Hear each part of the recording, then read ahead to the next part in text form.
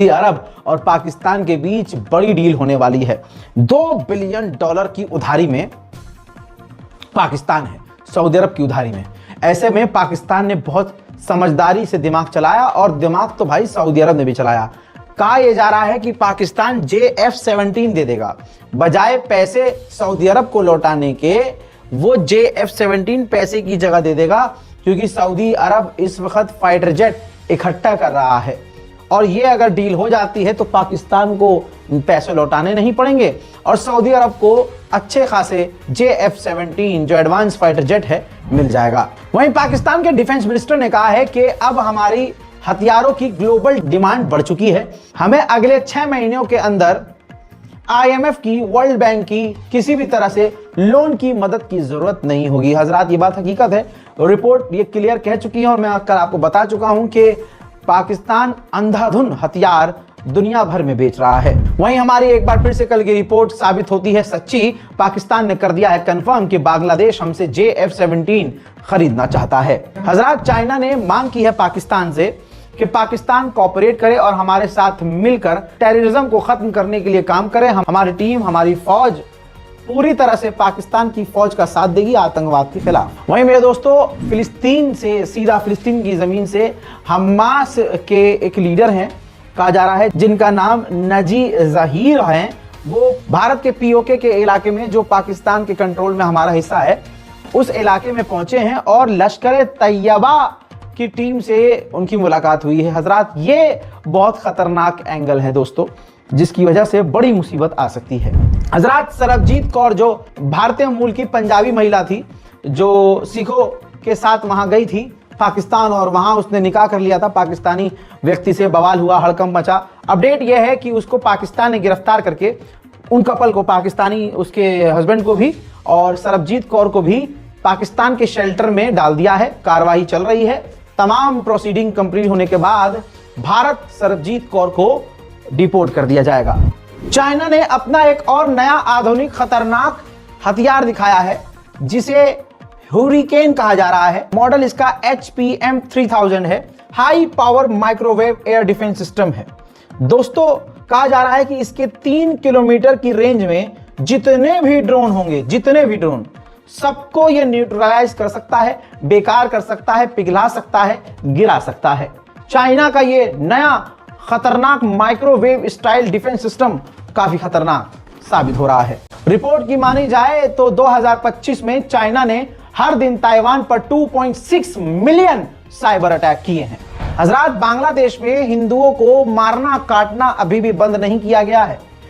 एक हिंदू पर, बांग्लादेशी हिंदू पर वहां के तथाकथित मुसलमानों ने इल्जाम लगाया कि इसने चोरी की है और वो जान बचाकर, क्योंकि प्रोपेगेंडा वो समझ गया था, अब वो हिंदू बेचारा भागता भागता नहर में कूद गया जान बचाने के लिए, लेकिन भेड़ियों से बचा तो नहर में डूबकर मारा गया। उधर भारत बांग्लादेश को 1,80,000 टन डीजल देगा।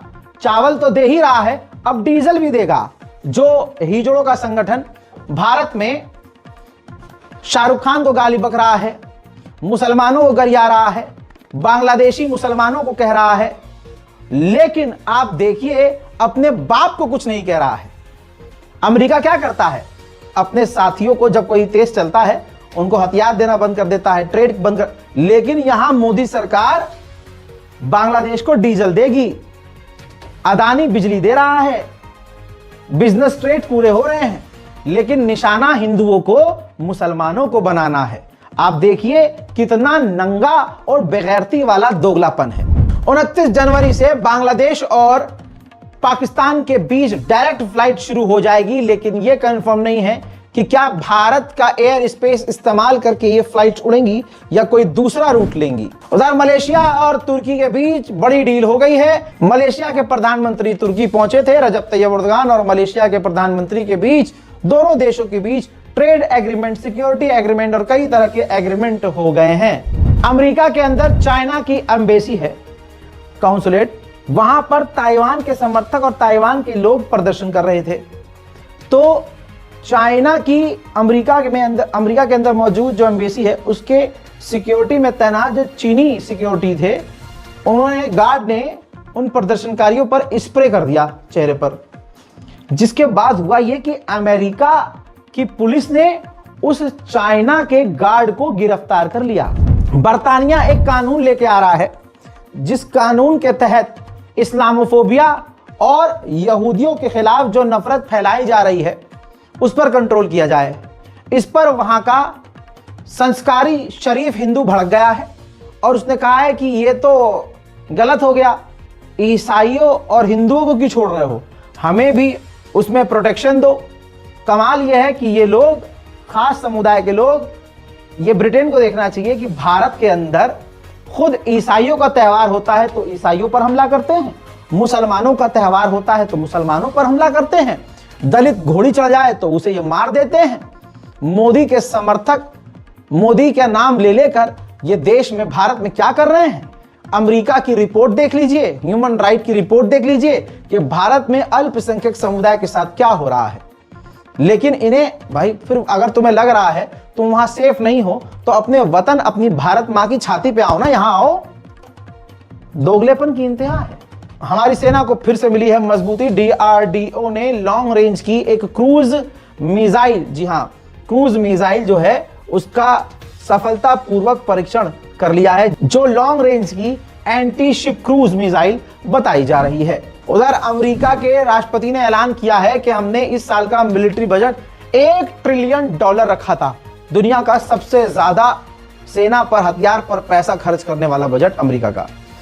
अब ट्रंप ने ऐलान किया है कि हम अगले साल अपना ये मिलिट्री बजट 50% और बढ़ा देंगे, क्योंकि टैरिफ की वजह से हम अमीर हो गए हैं और हमारे पास बहुत पैसा आ गया है। हजरात, डेनमार्क के ग्रीनलैंड पर गंदी नियत अमेरिका की है और सीधा कब्जा करने की बात कर रहे हैं। लेकिन डेनमार्क के डिफेंस मिनिस्टर ने बड़ी खतरनाक बात कह दी है जो अखबार में छप गई है। बयान उनका टेलीग्राफ में छप गया है। डेनमार्क के डिफेंस मिनिस्टर ने कहा है कि 1952 में यह कानून था और वो कानून आज भी है कि अगर कोई भी ग्रीनलैंड की तरफ आंख उठाता है और ग्रीनलैंड में घुसपैठ करता है तो बिना पूछे उसे गोली मार दो। यानी ये डेनमार्क के डिफेंस मिनिस्टर ने अमेरिका को धमकी दे डाली है कि अगर घुसोगे तो गोली मार देंगे। अमेरिका के मिनिस्टर ने अपनी चोरी और तेल की चोरी डकैती को कंफर्म करते हुए एक इंटरव्यू में कहा कि हम वेनेजुएला को तेल तभी बेचने देंगे जब उसके डील में हमारा भी फायदा हो, वरना हम उसे तेल बेचने नहीं देंगे। वेनेजुएला के तेल का इस्तेमाल अमेरिका अपने फायदे के लिए करेगा।